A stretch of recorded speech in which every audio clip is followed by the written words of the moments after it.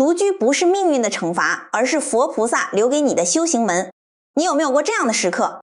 傍晚走进厨房，只打开琉璃台上那盏小灯，洗了米下锅，拿碗筷时却只拿出一副，看着空荡荡的餐桌，连菜都懒得多炒，想着反正只有自己一个人，随便凑合一顿算了。半夜突然醒来，房间里静悄悄的，你翻个身想开口说点什么，却发现身边没有人可以说话。最让人无力的是不小心生病的时候，头晕目眩的从床上爬起来，自己倒温水，自己翻退烧药。那一刻心里突然闪过一丝委屈，如果身边能有个人帮我倒杯水，那该有多好。逢年过节，手机里全是别人晒出的团圆照，你轻轻点个赞，抬起头看看自己安静的客厅，心里一阵酸涩。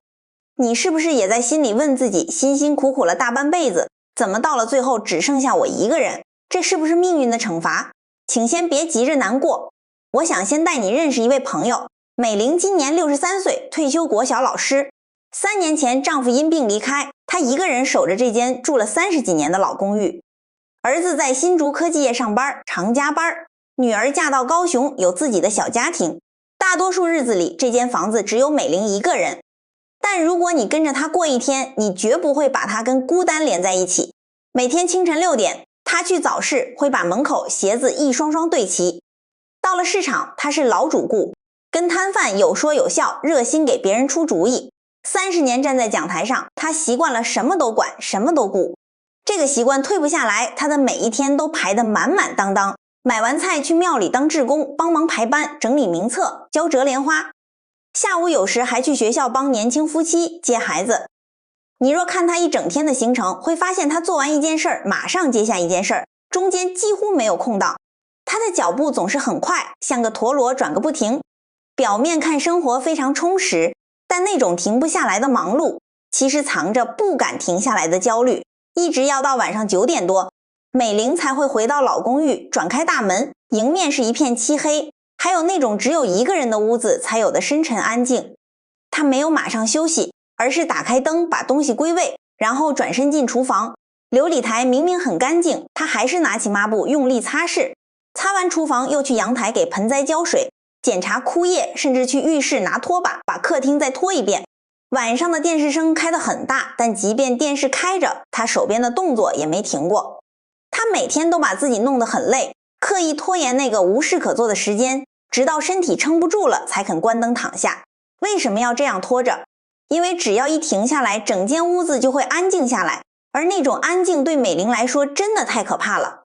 客厅角落放着一张旧躺椅，那是丈夫生前最常坐的位置。每次美玲打扫经过，眼神总会像触电一样闪过去，脚步也刻意加快，好像在躲避什么。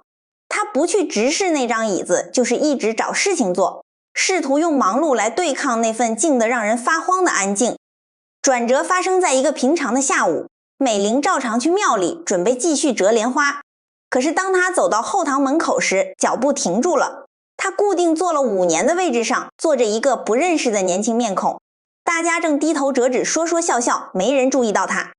那个新来的志工抬起头，露出亲切笑容，问：阿姨你好，请问你找谁吗？这短短几个字对美玲来说比被骂一顿还难受。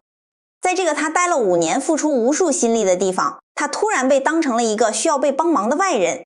没有人抢她的位置，也没有人对不起她，只是一个再正常不过的交接。她连可以发脾气可以埋怨的对象都没有。美玲硬挤出一个笑容，摆了摆手说：没有了，我来看看你们折得怎样。然后慢慢转身走出庙门。回家的路上她一句话都没说。那些一直支撑着她的被需要感，那些她用来填满时间的热闹，就在这一天里无声无息地裂开了。那天晚上是一个冷气团发威的冬夜，美玲洗完澡，脚步刚踏出浴缸，竟踩到湿滑的地砖，整个人重重摔倒在地。出于本能，她用右手腕死死撑住地面，浴室里响起一声令人发毛的脆响。起初几秒钟她甚至感觉不到痛，然后手腕处一阵剧烈的撕裂感冲上来，痛得她蜷缩成一团，连喊出声的力气都没有。浴室里安静的可怕，水龙头没关紧，一滴一滴冷水砸在脸盆里。一墙之隔，外面的世界热闹平凡，但这扇门内只有一个痛得动弹不得的女人。美玲侧着脸贴着冰冷的地板，视线扫过角落那块卷起来的防滑垫。以前丈夫还在的时候，每天晚上都会帮她铺好。他走后，美玲就一直没再铺过。此刻看着那块泛黄的垫子，积水慢慢浸湿了她的衣物。她咬着牙，慢慢挪动身体，用颤抖的左手死死撑住洗手台边缘，双腿发抖，终于站了起来。镜子里的她头发散乱，脸色苍白。她扶着墙壁，艰难地走到客厅，几乎半跌半撞地靠在沙发旁，看向茶几上的手机。她用发抖的左手点亮荧幕，翻到儿子的号码。现在是晚上11点多，大拇指停在播出键上方，她停了几秒钟，然后滑到旁边按了119。电话接通，她强压着发抖的嗓音报了地址，说自己动不了，大门没锁。挂断后，客厅重新陷入死寂。在等救护车的几分钟里，她顺着沙发边缘坐在地板上，远处隐约传来救护车的鸣笛声。她抬起头环顾这间住了30年的房子，这里曾经挤满了孩子的笑声和丈夫看电视的声音。她以前总嫌这里很挤，但直到这个晚上，她第一次深深觉得这间房子真的很大，而且很空。半夜，儿子从新竹开夜车赶到，她连外套都没脱。第一件事不是到床边问美玲痛不痛，而是直接转头找值班医生，盯着 X 光片问骨折严不严重。隔天中午，女儿也从高雄赶来，手里牵着1岁半的孩子。走廊上，女儿一边焦急地哄着哭闹的孙子，一边用肩膀夹着手机交代工作。躺在病床上的美玲安静地看着这一切，涌上心头的不是脆弱，而是一股无名火。她气儿子只顾看片子，不看她一眼，气女儿心不在焉，更气自己偏偏在他们最忙的时候添乱。就在她越想越委屈时，隔着一道薄薄的绿色布帘传来隔壁床的动静。那是个70几岁的阿妈，也是摔断髋骨住院，但从来没有任何家人来看过她。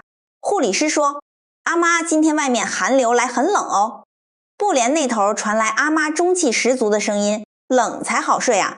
美玲从布帘缝隙看过去，那个没有家人探望的阿妈正用没打点滴的那只手拿着塑胶小汤匙，一口一口津津有味地吃着布丁，眼睛盯着墙上的小电视，嘴角还挂着笑意。那个吃布丁的画面像一根针，轻轻戳破了美玲心里的自怜。她看着隔壁床那个自在活着的阿妈，再看看病房门外那个还在为工作焦虑的女儿，突然觉得自己的生气站不住脚了。深夜里，美玲因手腕抽痛醒来，看见儿子整个人缩在狭窄的陪病椅上沉沉睡着了，连鞋子都没脱。胸前的手机荧幕还亮着，停留在密密麻麻的工作群组里。看着儿子眼角的疲倦，他心里那股怒气慢慢退了下去。怒气底下露出来的是一个更难接受的事实，孩子们真的已经尽力了，而他们的尽力也就是这样了。这几年他不断找理由让孩子回家，总是用妈妈关心你来包装，直到这一刻他才在心底承认，骨子里其实只有一句话，我害怕一个人。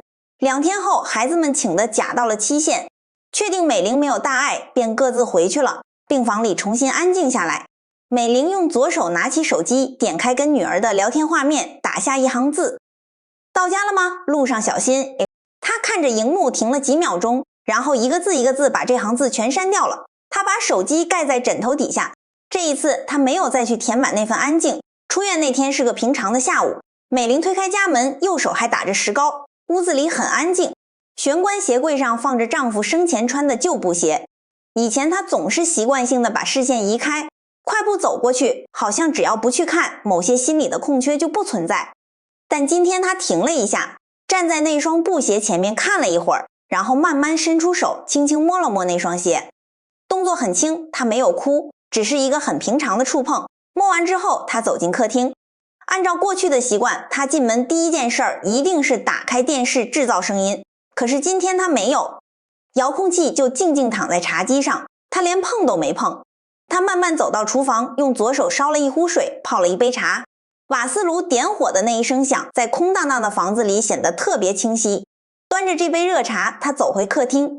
窗外是下午4点的阳光，斜斜地打进阳台，照在地砖上。美玲微微眯起眼睛，她突然感觉到客厅比她记忆中的还要亮。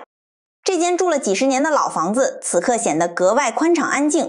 她什么也没做，就只是站着，没有打电话给儿子，没有看志工群组的讯息，也没有去想晚餐要吃什么。其实这个时候的他并不是想通了什么大道理，他经历了受伤的惊吓，在病房里气完痛完之后，现在是真的累了。那一层我很忙，我被很多人需要的伪装被撕下来之后，底下只剩下深深的疲倦，他不想再演了。他走到客厅阳台边那张躺椅前，那是丈夫生前最常坐的位置。这3年来，他每次经过都刻意别开眼睛，但今天他在那张椅子上坐了下来。虽然他还不清楚接下来的日子该怎么面对这份庞大的安静，但在这个下午，他只是停了，不再逼着自己往前逃。你有没有发现，人这一辈子，老天其实一直在给我们东西，后来又一样一样收回去。孩子长大了，离开家去成家立业，饭桌上从4、5副碗筷变成2副，你从工作岗位上退下来了，以前响个不停的电话，现在一天也响不了几次。然后有些人也走了，你发现以前那个总是嫌太挤太吵的家，突然变得好大，煮饭从一桌子菜变成随便热个剩菜也能打发一餐。然后有一天你重新坐下来，才发现周围怎么这么安静，安静到心里空了一大块。我们遇到这种安静，第一反应是害怕，觉得是不是老天在惩罚我？其实不是的。当你走到人生的这个阶段，外在的角色一个个完成了任务，才终于到了你做自己的时候。你做完了别人的妈妈、别人的太太、别人的员工，这代表的不是失去，而是老天觉得你准备好了，准备好来上这辈子最后也是最难的一门课。六祖坛经里有一句话，不求于外，观自心。我们花了快一辈子，几乎所有的力气都花在外面。我们向外求，肯定求安全感，求被需要的感觉。就像美玲一样，去菜市场热络，去庙里当志工，把别人的事情扛在身上。我们一直看着外面，唯独没有好好看过自己。所以当外在的条件一个个收走的时候，不是老天在剥夺你什么，而是缘分在帮你把眼睛从外面收回来。他把你身边的声音关掉，让你终于可以看看里面，看看那个脱下所有身份之后的自己究竟是什么模样。美玲在那个下午停下来了，坐在躺椅上，不再打开电视，她终于不用再向外抓取了。在佛教经典里，独处从来都不是悲惨的。佛陀教导弟子离开喧闹的人群，去找僻静没有人打扰的地方，端身正坐，精勤禅修，因为独处才是修行的土壤。只有在没有人跟你说话，没有人需要你照顾的独处时光里，心才有机会慢慢安定下来。你那个只开着一盏小灯的厨房，那张没人跟你抢电视遥控器的沙发，就是老天为你保留的清修之地。独居从来都不是被世界遗忘，而是忙碌了大半生之后，这个世界终于舍得放手，把你还给了你自己。出院回家后的那几个月，美玲的日子慢慢步入了另一种节奏。她开始在自己空荡荡的屋子里做一些微小的练习，这不是顿悟，而是充满了反复挫折与真实的挣扎。有好几个晚上，当那种庞大的孤单感突然涌上来时，她还是下意识想要抓住些什么。有一次，她独自坐在客厅，忍不住拿起手机翻到儿子的号码，大拇指悬在拨出键上方。但停顿了几秒钟后，她深吸一口气，一个字一个字把号码删掉了。把长期依赖外在的习惯硬生生剥离是会痛的。她也试着重拾毛笔抄写心经，但一开始根本坐不住。如果在以前，她早就出门找事情忙了，但这一次她没有逃跑，就在一次又一次的失败与重来之间，转变一点一滴的发生。每天早上，她依然会去早市，可是现在的她走在人群里，不再是为了跟每个人热络来换取人情味儿，不再是为了刷存在感。她只是专注地看着翠绿的青菜，静静想着自己想吃什么就买什么。回到家里，她也不再刻意加快脚步绕过那张藤椅。有时候下午阳光洒进来，她会为自己泡上一杯热茶，坦然地坐上去，安安静静把那杯茶喝完。当儿子打电话回来时，以前她总是急切地追问你什么时候要回来，字里行间都是索求与期盼。但现在她听着儿子的声音，不再把自己的重量压在他身上，反而语气平缓地说，我今天跟着电视自己学了一道新菜。这一切的改变并不是因为美玲变得不怕独处了，她心里对于衰老，对于一个人生活的恐惧偶尔还是会浮现。但最关键的转折是，现在的她愿意跟害怕待在一起了。当那份害怕出现的时候，她不再急着找事情去掩盖它。那份怕虽然还在，但他已经不再是那个能随意摆布他生活的主人了。也许你会问，如果换作是我，想要在生活中落实这份平静，具体可以怎么做？今天只带走一个最简单却最有力量的练习。当你一个人独处，那股莫名的慌乱涌上来的时候，试着练习不迎不拒，不用急着打电话，不用急着打开电视，温柔地把那只急于向外攀援的手收回来，你就让自己安住在那个不舒服的感受里，静静待一下。你可能会觉得胸口闷闷的，甚至有些心慌，这都是正常的，不要急着去排斥它，赶走它。它只是一股情绪的能量，一个生灭的现象。你不需要用力地关上门去抵抗，也不需要跟着这股情绪的风暴跑出去，你就只是坐在那里，像一个充满慈悲的旁观者，如实地看着它。你可以把注意力轻轻放在自己的呼吸上，你在心里对自己说，我看见这份不安了，但我现在选择不跟着它走。当你愿意停下来，不再试图用忙碌去掩饰，不再向外抓取时，你会发现那份曾经让你恐惧的孤单根本无法真正捆绑你，它升起了，停留了一会儿，最终也必然会顺着因缘自然地散去。这就是观自心。走到这里，我们再回头看看那天晚上的餐桌，或许现在那张桌子上真的只摆着一副碗筷，厨房里也只亮着一盏小灯，但在微光中你静下来感受，那里其实一点都不空。你这一生累积的故事，你咬着牙走过的路，你曾经用心爱过的人，全都陪你坐在那张餐桌旁边，从来没有离开过。他们化成了你生命里最安静的底气。年轻的时候，我们总觉得要把屋子填满，要有声音有人气才叫做圆满。但到了这个阶段，真正的圆满不再是拼命向外抓取，而是就算只有自己一个人，心里也不觉得欠缺。独居从来都不是老天对你的惩罚，它是老天看你为了别人辛苦了大半辈子，终于为你留下的一道清修门槛。他慢慢把外面的喧闹关上，把那些曾让你挂心操劳的角色一一卸下，是为了让你终于有时间把目光收回来，好好听见自己内心的声音。我们不用再急着向外讨要陪伴，不用再靠着被别人需要来证明自己还有价值。就算一个人，你也能稳稳地接住自己，你就是你自己最好的归宿。